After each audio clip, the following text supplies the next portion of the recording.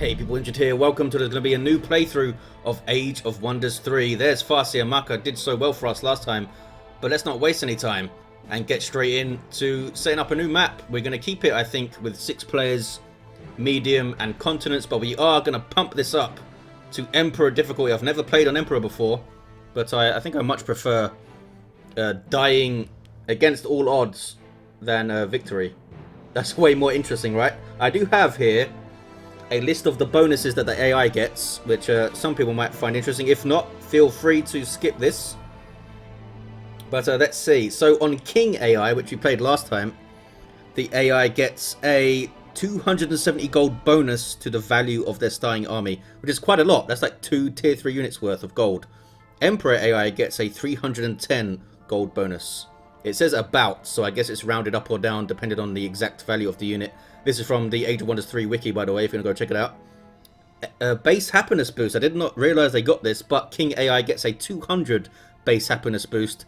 Emperor AI gets a 300 base happiness boost. They also get a flat income bonus of gold, mana, and knowledge. King AI got plus 20. Emperor AI gets plus 30.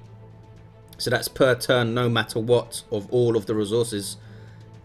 Cities also get a bonus. They get a gold and production bonus of 67% for King AI. Emperor AI gets a full 100% double gold and production. Mana and knowledge are lower. There's a 25% bonus for King from cities and a 50% bonus for Emperor from cities. They also get a boost to their stats in combat, but this only applies when they are fighting independent, so it helps them clear out sites and stuff. So we have a plus 3 defense, plus 2 resistance bonus, it looks like, for both King and Emperor AI. There's also this so-called cheat heal for Machine and Undead, which wouldn't normally heal between turns, of course, without some kind of special ability. But for King AI, they will heal 4 health per turn, and for Emperor AI, they will heal 8 health per turn. But this only applies if they're in the fog of war, so they won't get this heal if you can see them. They won't cheat if you can look at them. So there's the bonuses for the AI. Let's hit advance. What's in here again? Oh yeah, we're not going to have underground. Keep all this as it is. Geography all balanced. Few cities. Starting units medium. That's all good. Next. Advanced rules. We're going to keep city founding off, which I think does help us against this high level AI, because they can't go founding tons of cities and getting exponentially stronger. We're going to keep Resurgence on always. Some people thought this made the game too easy, but it might do. I don't know. But I like it on, because I don't like my heroes to be so squishy like that. I like to build up some lore for my heroes, have them around the entire game if I can. And we're going to keep them at 3 and level 20. That's all fine. All the rest is default, and let's go in. So what we're going to play, which I'm sure you know already if you read the title for this video, is a Necromancer. Certainly not going to be a freaking Halfling. It's going to be a Frostling. I'm not sure if I've actually played at least not a full game with either a Frostling or a Necromancer. This is going to be new to me. We're going to go full evil, Shadowborn Master, so we can get that nice tier 4 summon, and Destruction Adept for more evilness everywhere all the time. So who we're going to make, it's going to be, I know it's not going to be super accurate obviously because it's a Frostling, but we're going to make Typhus, Herald of Nurgle. We're going to call him Typhus the Herald, I think. There we go. No idea what Typhus looks like without his helmet on. I'm sure there's art somewhere of Callous Typhon as he used to be known. Let's make him, yeah, this kind of bloated look. I know Mortarion used to be completely pale and hairless. I want him to make the most, I want him to be the most haggard, messed up fellow we can make. Sure, that one. Skin color. Is there any kind of green nurgly shade? Probably not. Sound of greenish blue things. Maybe that one. Skin decoration. Oh, lots of scars would be cool. Or I think there is a, like a, oh, that's good. A skull face paint somewhere. There it is. Sure. Let's go for that. Hairstyle. I don't want any hair, please. No hair. There must be one. There we go. Eyebrows. Who cares? Hair color doesn't matter. Facial hair. No, I don't really like that. Eyes. Is there any green nurgly eyes? Oh. That's pretty good. What's that, number 13? But it's, oh, this looks messed up and decayed and decrepit. I like it. We're keeping that. And there is accessories. There is the, yes, this thing. I think we're going to go for this ridiculous thing. What else is there? Oh, that looks pretty good. But, yeah, I like the ridiculous massive helmet thing. Definitely going for that. There is a nice tomb scene. Like a crypt or something with skulls all over the place. Where is it? There we go. Posture. Another one I want. When he just arms that one.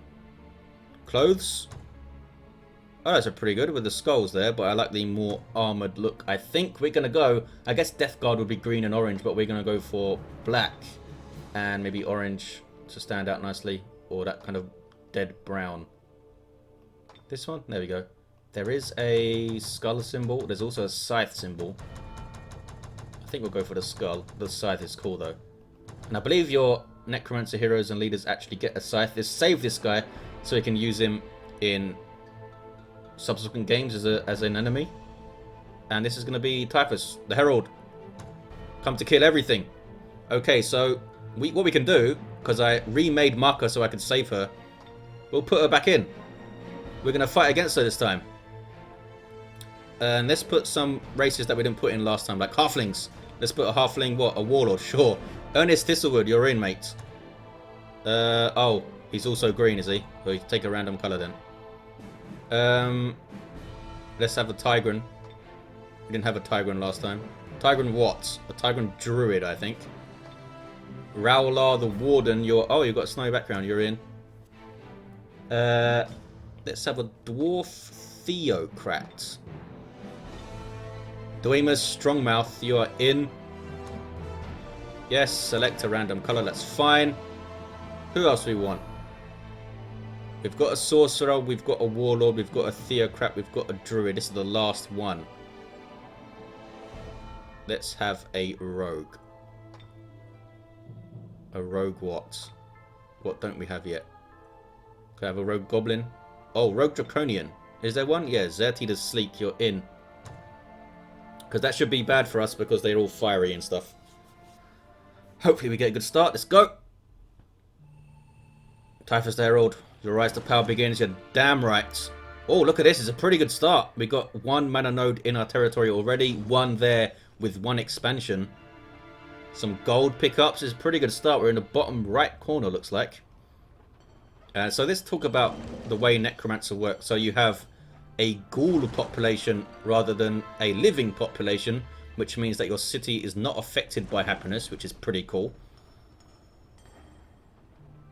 And all of your units are ghoul units, which means, if we look at our army, that they, I think, get less defense. Yeah, they get 20% spirit weakness and -1 defense, but it means they become undead, so they get 100% blight protection and 40% frost protection with some spirit weakness and fire weakness. So, because it stacks with our Frostling stuff, we get immunity to frost, big fire weakness, and some big spirit weakness because of being a ghoul and undead.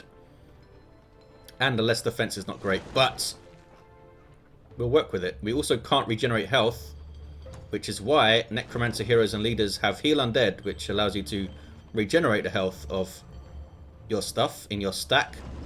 If you later on, of course, we're going to get heroes that aren't Necromancers, so we're going to need to use Reanimator units to heal between turns. So this will go our army here. Frostling White Witch, tier 2 support. Unfortunately, we didn't get a tier 3, unfortunately, which would have been the Ice Queen. She has a ranged Castigate, Grant Frozen Flames, which is a nice buff we can put on something, giving some fire protection, looks like.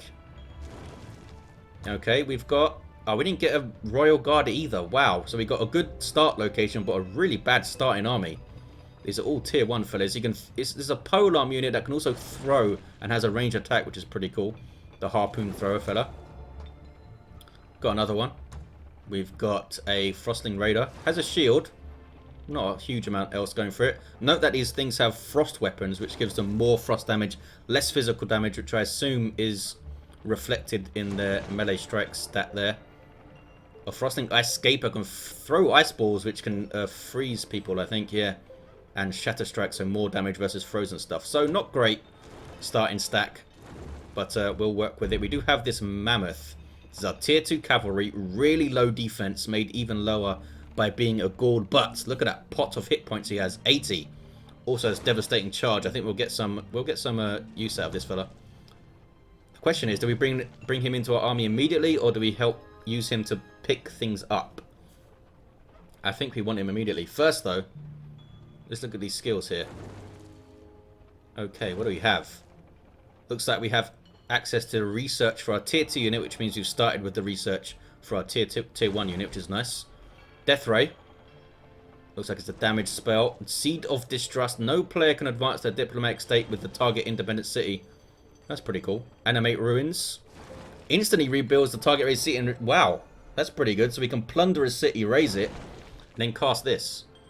Vampiric Hunger. Your troops initiated in dark necromantic magic. Undead, irregular infantry, pikemen. Wow, that's pretty good. It's a later game though. I think instantly we want our reanimator as soon as we can here. So the game is coded in that it gives you, if you're a necromancer, it gives you a necromancer hero first, so it helps you out with healing your stacks and stuff. Show me your talents, Borker. I guess you've got lifesteal since you're a vampire. Yep. So he's got lifesteal, has the heal undead, has the black bolts just like us, and melee strike on 4 channels like us too. Okay, we'll definitely take you, Borker. And we're gonna bring... What are you? You're a raider. Keep you at home. So we'll take you guys. Join up with Borker, and we're also going to take the Mammoth with us immediately. We'll use one of you guys to help pick things up early on. There's a gold up here. And some gold down here.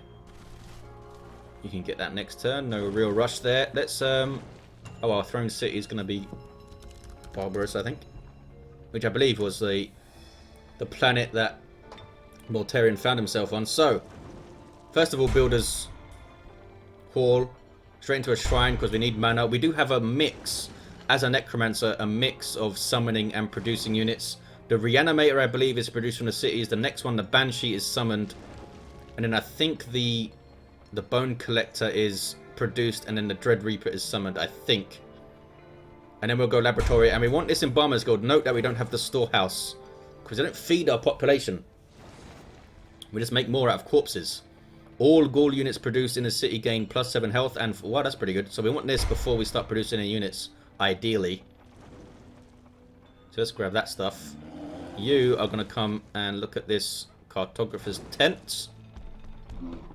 And see where the first city is, down there.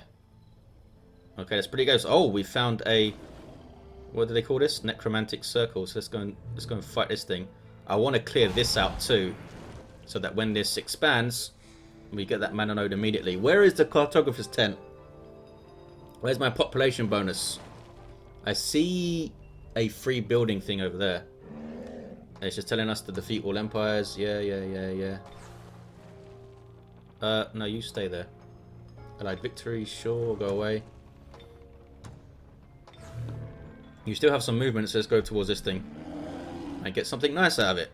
Oh, can we? Oh, we can summon our Lost Soul, which is our tier 1 scout / fodder unit.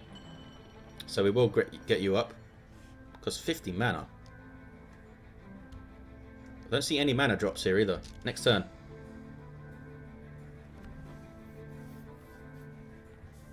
I wonder if we... Because there is a way to, like, get undead on your side. One of your abilities, I think. But it looks like we're not going to have it in time for this fight.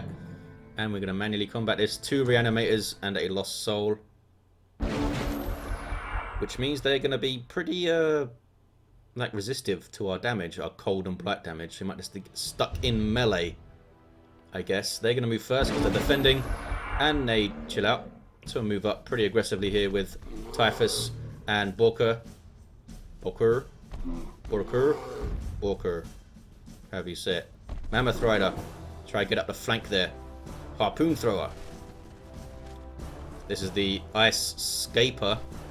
And the White Witch, which is pretty cool. Oh no, we messed up. We can't put the Frozen Flames on one of our heroes in the first turn. So we already made a mistake. Well done, Indrid. First fight, you mistake. This is a really cool looking map, this Necromantic Circle. I put despair on me. More despair. Screw you guys. Okay. Frozen Flames is going to go on, which means we can't use a range attack, which sucks. Orca. Look at that damage on several channels.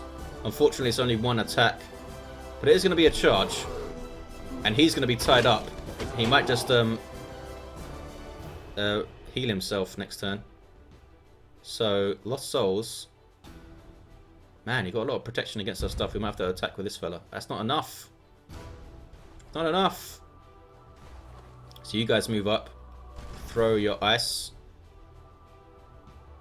Not that much damage, but it should help us finish this guy off with the mammoth.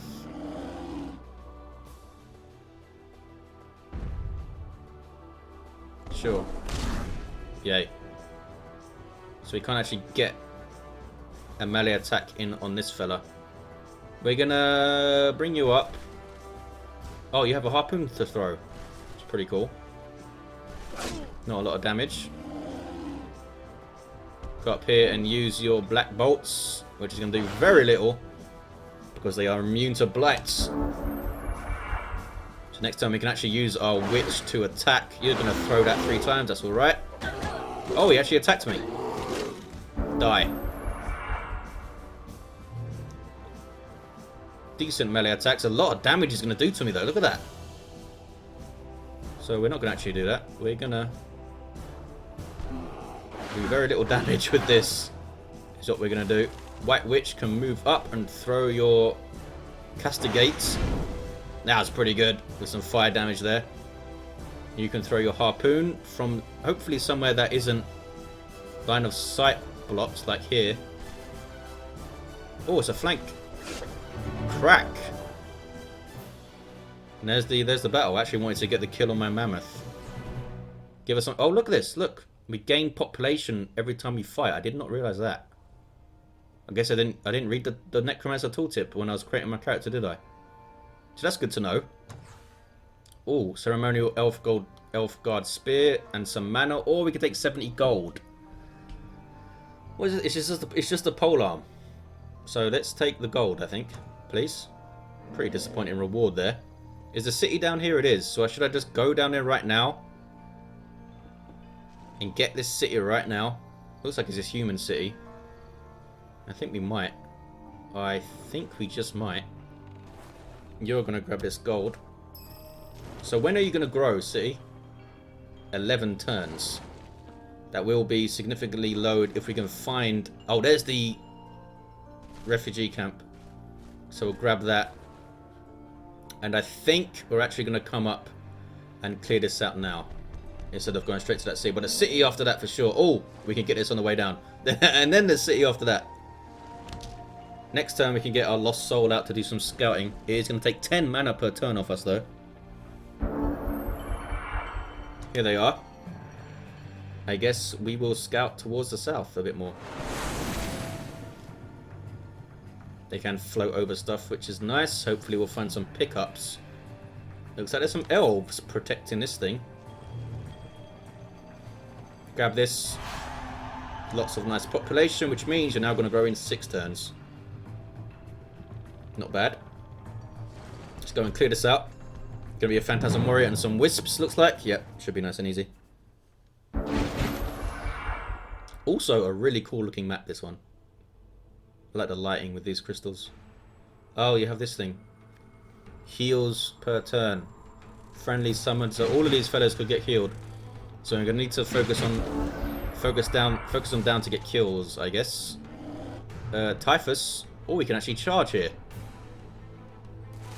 And then he'll probably die. What about the mammoth? Can you get a kill? Not quite.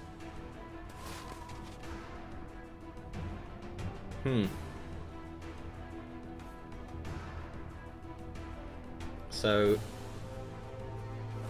these guys can teleport, right? Yeah, which means they can just escape being engaged in melee.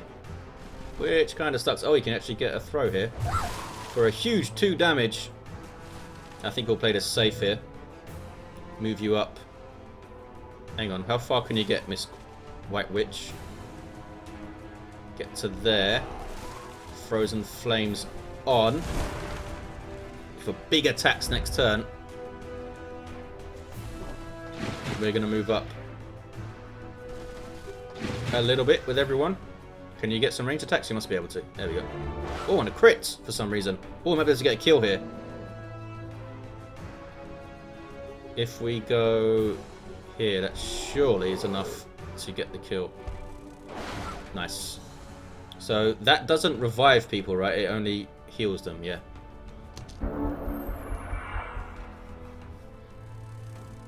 Teleport on rear armor of someone. I always say rear armor. Flanking position, there we go. I think I'm playing Dawn of War 2. Okay. What kind of damage are you looking at? Not a huge amount. So let's stick to ranged attacks for now. Frozen Flames does apply to my ranged attacks. Yes, it does. That is a hell of a lot of damage. Frozen Flames is awesome. Look at that. Mammoth, get some XP, fella. He might get stunned, but this guy should be dead. He did get stunned. Of course he did, because he's got absolutely woeful resistance. Are you alive? Yeah, you are alive. So, you fellas. That's really bad. No, this. That's really good. Okay, successful fight. Didn't take too much damage. That's going to give us... Oh, gives us a more... Of course, more population. So we need to get in as many fights as we can, because we're giving a population to Barbarous every time we do. I guess it's the closest city. Now we want to come and take this this thing for a upgrade. Hopefully it gives us one of these things in our queue. What does Burial Grounds give you? Just gives you more mana capacity. Unlocks the Bone Collector, so it looks like the Bone Collector is produced, I think. Is what that means. Oh, okay, what are you going to do now? You can start having a look this direction, I think. And we don't want another Lost Soul. No, we don't. So let's go. Turn 3. Now it's turn 4. Can we rush any of this thing? We've got quite a lot of gold. Maybe rush the next thing. Let's go kill some elves. Nobody asking us for mercy. I want people to ask us for mercy so we can refuse them and become evil. Got some mana here we could spend on some nice spells. Oh, do we have Stiffened Limbs? I don't think we do we? Stiffened Limbs is a really nice Necromancer spell, because I'm pretty sure you can't resist it. As long as you're a living unit, you get debuffed by it, which is pretty powerful for only 7 mana. Yeah, look, he has it, look. Borka has it. Some nice debuffs. What does Typhus have? Oh, Desecration. Devout units get -3 resistance. All undead units get +3 resistance. And Siphon Life is also awesome. Death Ray should be good against these guys, because they don't like Blight. Wow, that's a lot of damage. Can't quite one-shot them, but pretty close. Sure, just spend the 10 mana and do that. Boom. Where's my Frostling Witch? Let's put Frozen Flames on there. You are bad news for my Mammoth. Union Guard. So we're going to try and freeze you if we can. Only a 35% chance. Boo. We're going to get range penalty from here, aren't we? Yeah. So let's go here and not get range penalty for 2 attacks. Oh, chilled him. And you can hopefully finish off with a harpoon throw. Unless you roll really badly. Well done.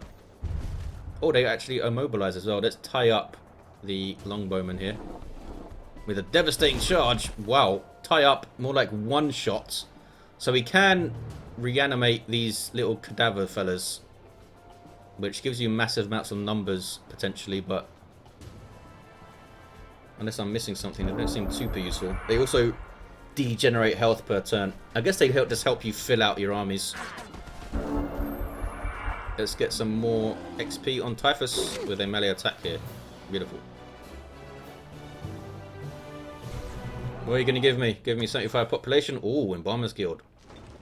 Let's grab it. Nice.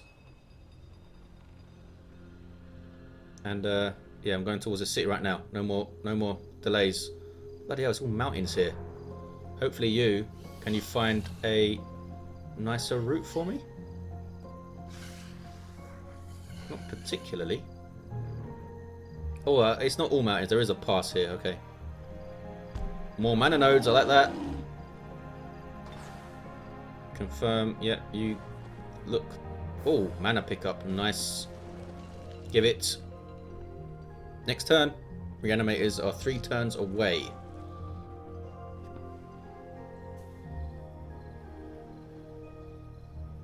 Head into turn 5 here.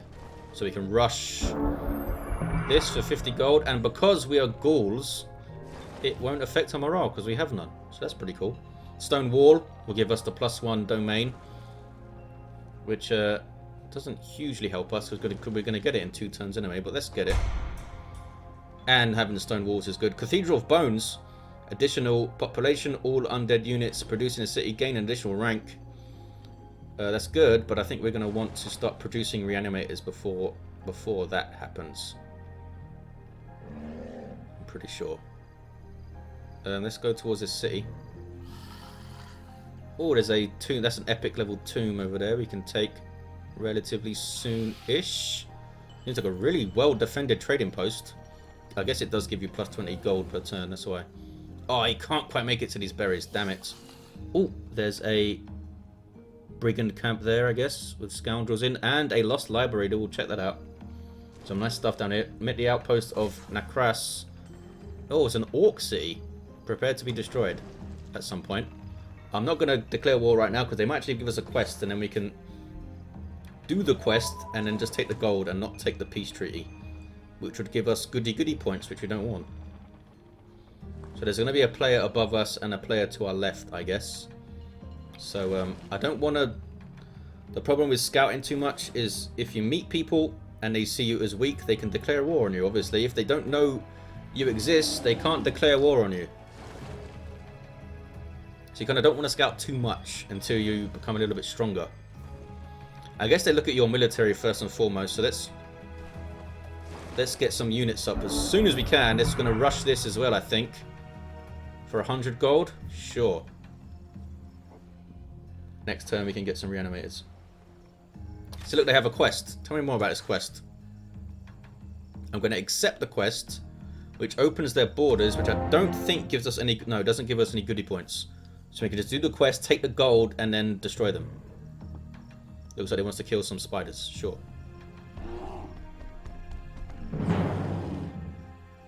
A spider and some kobolds. Manual combat. Not sure why spiders and kobolds are hanging out at this like quarry. It says it's passing through, causing havoc. They're moving up. These are all tier 1s. So let's just Frozen Flames on Borokur, who has that lifesteal, and charge these fools. Oh, leveled up. I love these devastating charges. Look at that damage. Almost one shot in these guys. These guys can come up and finish them off. In fact, let's get that attack in first, so that this guy gets the kill, hopefully. Oh, I didn't get a kill. We're also going to charge in with Typhus. This spider might try to web us next turn. In fact, can we get in with this fella and get the last hit on the kobold? Yes. It had 1 health. Leveled up. And sure, we'll tie this guy up. He'll just try and web most likely. Although, I've said that before, and they seem to have changed that, because they used to try and web no matter what, pretty much. But now, yeah, look, he's trying to attack. And dies. Typhus leveled up. Nice kill there too.